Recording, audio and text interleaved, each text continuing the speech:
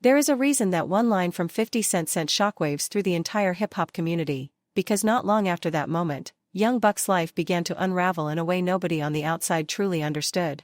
Fans thought it was just another rapper taking a fall, but behind the scenes, the situation was way darker, way more painful, and filled with betrayal that the public never saw coming. Bankruptcy filings, massive IRS debts, probation violations, and even jail time, it all came crashing down like a slow-motion car wreck that everyone watched online but nobody understood. And trust me, once you dig into where Buck came from, the whole downfall suddenly feels like a tragedy that was written years before it happened. Growing up in Nashville, Tennessee, young David Brown was not living any kind of comfortable life. This was a childhood stitched together with constant movement, instability, and neighborhoods where danger was not a surprise, it was the routine. From Seafright in North Nashville to the J.C. Napier projects, and then to the South 7 projects, this kid moved so much that by the age of 8, he practically knew every block of Nashville better than the adults who lived there. Social media loves to talk about built different, but this little kid was living through real survival mode chaos long before any camera existed. Every street corner, every new neighborhood, every environment shaped the raw emotion and gritty storytelling that would later define his music. To bring money home and put even a little relief on the family, Buck did everything a young hustler could do without stepping into the illegal lane. Pumping gas for tips, mowing lawns, washing cars, anything that gave him a few dollars. And in the middle of all that grinding, music became the only space where he felt like he could breathe. Freestyles with his closest friends turned into battles, battles turned into respect, and that respect sparked a buzz in Nashville's underground hip-hop scene. He was hungry, he was driven, and everyone around him felt it. But here is where the story takes a turn that feels almost cinematic. Buck and his homie came across a CD by BG, Chopper City. On the back was a phone number for Cash Money Records. Now imagine this, two young teenagers, barely understanding the music business, staring at that number like it was a secret door into another universe. And instead of laughing it off, they actually called. No plan. No strategy. Just wild, fearless ambition.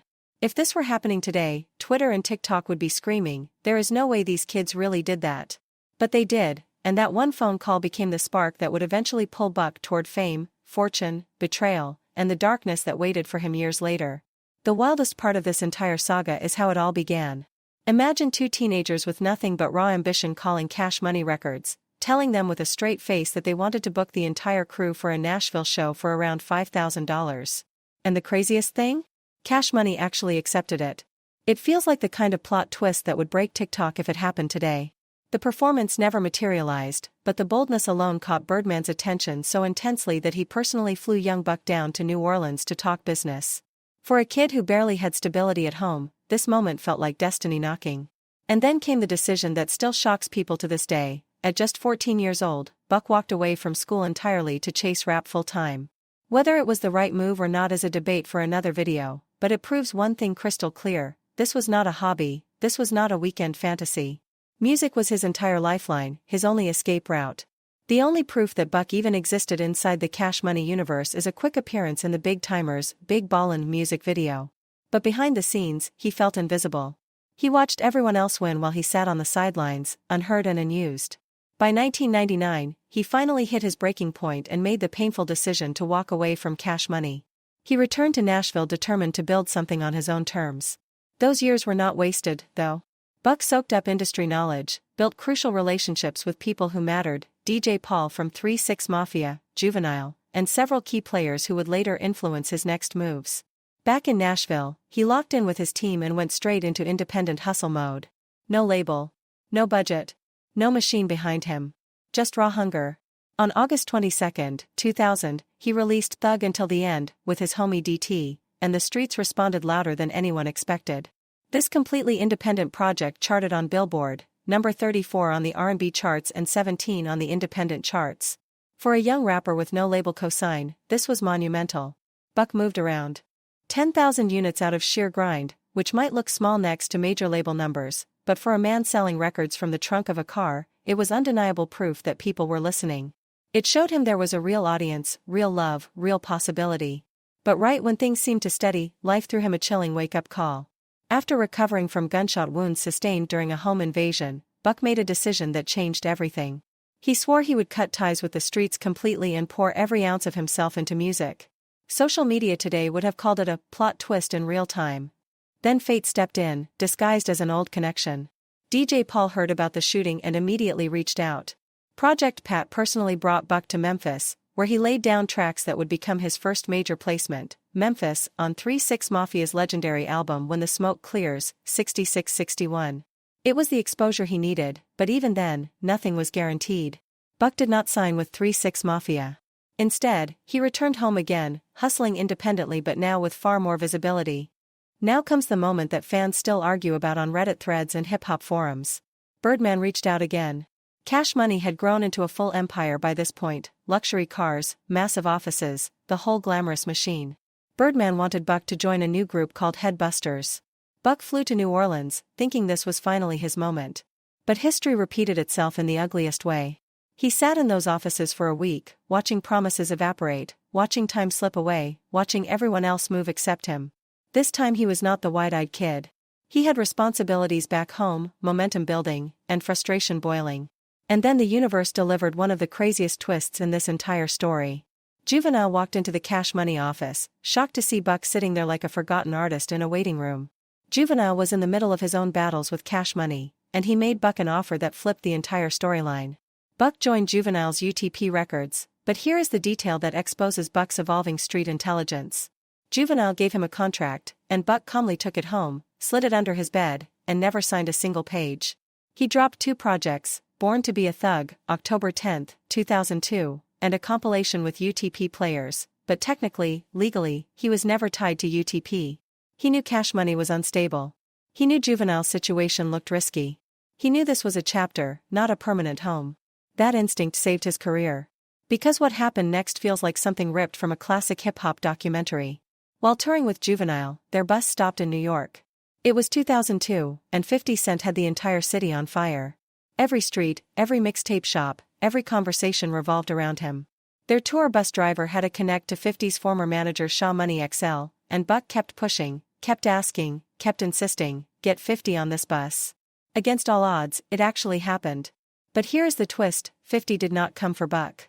He came to record with Juvenile. While 50 and Juvenile locked themselves in the back of the bus creating music, Buck made the most strategic move of his early career. He played his own tracks for Lloyd Banks and Tony Yayo. One specific track caught Banks' attention so hard that he grabbed it and took it straight to the back where 50 was recording. 50 jumped on it, and that track became a Bloodhound on Get Rich or Die Tryin'. That single moment introduced Buck to the mainstream world, even though their first official release together was A Little Bit of Everything on 50 Cent is the Future. Bloodhound, though, was the spark that lit the entire fuse. At this point in the story, fate felt like it was playing chess with young Buck's entire life. 50 Cent genuinely liked Buck, but he could not offer him anything solid because even 50 himself had not yet secured a major label deal. Still, 50 kept Buck in the back of his mind like a secret weapon he knew he would one day need. And when Buck predicted the chaos coming at UTP and stepped away, destiny opened the next door. 50 Cent flew Buck to Los Angeles to meet him, Eminem, and Dr. Dre for a life-changing moment, the official invitation to join G-Unit. For any rapper grinding through broken promises, shady contracts, and years of waiting rooms, this felt like stepping into a dream you never thought would become real. Buck's first major placement under the G-Unit umbrella would be Bloodhound on Get Rich or Die Tryin', but 50 had a strategy. He did not want Buck to release a solo album immediately. Instead, he wanted the world to see Buck as part of a united powerhouse. And so, the group album Beg for Mercy dropped first. The results were monstrous. The project hit number 2 on the Billboard 200, sold more than 377,000 copies in its first week, and eventually crossed 2.7 million sales in the United States. Worldwide, the numbers were so massive that fans still debate how close it came to diamond status. Overnight, young Buck went from Nashville underdog to global superstar. The entire hood watched him rise like a hometown hero breaking into a league nobody from his city had ever touched. Following G-Unit's blueprint, Buck released Welcome to the Hood on May 31, 2004 with DJ Who Kid hosting, building relentless anticipation for his first solo album. Then on July 2, 2004, his debut single, Let Me In, featuring 50 Cent, hit the world and climbed to number 34 on the Billboard Hot 100. But the real explosion came on August 24, 2004 when Buck unleashed Straight Outta Cashville. The album soared to number 3 on the Billboard 200 and sold more than 361,000 copies in its first week. It went platinum and made an undeniable statement: young Buck had arrived as a force. The album's second single, Shorty Want to Ride, became Buck's highest charting solo track, peaking at number 17. But beyond the numbers and the plaques, Buck accomplished something historic. He broke what people called the Nashville curse. For decades, artists claimed that non-country musicians from Nashville were doomed to fail on the mainstream stage. Buck shattered that idea completely and opened the door for future generations in the city. But then came the night that would follow him like a shadow for the rest of his career. November 15, 2004, the Vibe Awards. Everyone who mattered in hip-hop was there: Dr. Dre, Eminem, 50 Cent, Suge Knight, the entire G-Unit lineup. Chaos erupted when a man named Jimmy Johnson allegedly put his hands on Dr. Dre. In the middle of the melee, young Buck allegedly stabbed Jimmy Johnson. The moment went viral before viral even existed. Buck went on the run for a couple of days, then turned himself in. A year and a half later, the case ended with 3 years probation and 80 hours of community service. Legally, he walked away lightly. But spiritually, this moment marked the first major crack in the foundation. It was the warning sign that Buck's loyalty and street instincts, while admirable to some, could also ignite self-destruction. Still, Buck kept moving. In 2005 he delivered another massive moment by appearing on 3 6 Mafia's Stay Fly, which hit number 13 on the Billboard Hot 100 and eventually went double platinum. He also released an independent album promoting G-Unit South, a division 50 Cent had entrusted him with. Buck was no longer just an artist, he was becoming an executive, building an entire branch of G-Unit beneath his leadership. By 2006, Buck was flooding the streets with mixtapes as he prepared his second album, Buck the World. On February 6, 2006, he released Case Dismissed with DJ Drama, a project celebrating the closure of his Vibe Awards case and spotlighting the new G-Unit South artists he was nurturing. But behind the scenes, something poisonous started brewing. 50 Cent grew irritated because Buck remained close to Shaw Money XL, the manager both men shared. To Buck, Shaw Money was family. He had no conflict with him and felt no reason to treat him differently.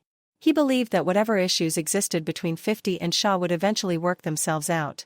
He had no intention of choosing sides. However, 50 interpreted Buck's loyalty to Shaw Money as direct betrayal. The resentment began instantly. Suddenly, when G-Unit appeared at shows and events, you would see 50, Lloyd Banks, and Tony Yayo together, but Buck and Shaw Money were left to promote Buck's work alone. According to Buck, this lack of unified support was one of the main reasons Buck the World did not match his debut in performance. The album still debuted at number 3 on the Billboard 200 with 140,000 first-week sales and achieved gold certification, but the singles I Know You Want Me and Get Buck did not match the explosive success of his earlier hits. Meanwhile, accusations piled up. 50 claimed Buck was getting too friendly with his rivals, The Game, Jadakiss, Fat Joe, Jim Jones. Buck insists he was only relaying industry information back to 50, trying to help, not harm. But 50 saw it as treachery. Then came another blow. 50 accused Buck of spending recklessly, ignoring taxes, and leaving 50 to bail him out financially, twice.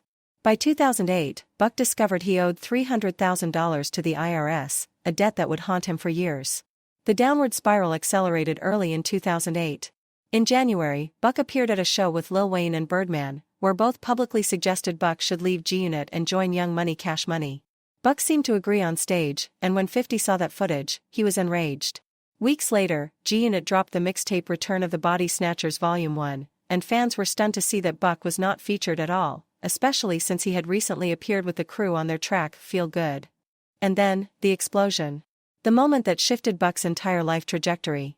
In March 2008, 50 Cent and Young Buck had a private phone conversation that the world knew nothing about. What Buck did not know was that 50 was secretly recording the entire call. Days later, the two publicly appeared fine. Buck even contributed tracks to G-Unit's Elephant in the Sand mixtape that same month. But the dynamite had already been planted. The betrayal was only beginning. For a moment, the world thought the storm might calm down. It looked like Young Buck and 50 Cent were finally finding their footing again, like the brothers they once were. But that peace evaporated almost immediately. On March 20, 2008, Yo Raps magazine published an interview where Buck openly stated, "I am still waiting for a royalty check. I have never seen one since signing with G-Unit. The only real money I have ever touched is show money." The jaw-dropping part? That interview was months old. The outlet chose that exact moment to drop it, right when Buck and 50 were fixing their relationship. Fans on Twitter would have called it sabotage in 4K. Shaw Money XL rushed in the next day trying to contain the fire, insisting Buck had made more than $10 million with 50's guidance. But the damage was already done. On April 7, 2008, during a Monday morning call to Hot 97, 50 Cent publicly announced that Young Buck was officially removed from G-Unit as a group, although he remained signed to G-Unit Records as a solo artist. 1 week later, the entire G-Unit squad appeared on Hot 97 again, and 50 added more fuel to the fire, claiming Buck had a drug problem. It was a public character assassination that nobody saw coming. Buck stayed silent for weeks, trying to absorb the betrayal. But on May 12, 2008, he finally spoke through music, dropping "My Interview," a blistering response to his removal from G-Unit and the drug allegations. The situation simmered until June. That was when everything collapsed beyond repair. On June 15, 2008, during a live performance, Young Buck screamed "G-Unit" in a tone that clearly showed anger rather than loyalty. That was the breaking point. 2 days later, on June 17, 2008, 50 Cent detonated the bomb. He released the full secretly recorded phone call where Buck was crying, vulnerable, and pleading for understanding. The internet exploded. Memes, reactions, think pieces, everything. The next day, Buck fired back with a diss track called "The Taped Conversation," and the Game jumped on the remix a few days later. Rumors spread of a Buck and Game collaborative mixtape titled "Worth More Than 50 Cent," but it never came to life.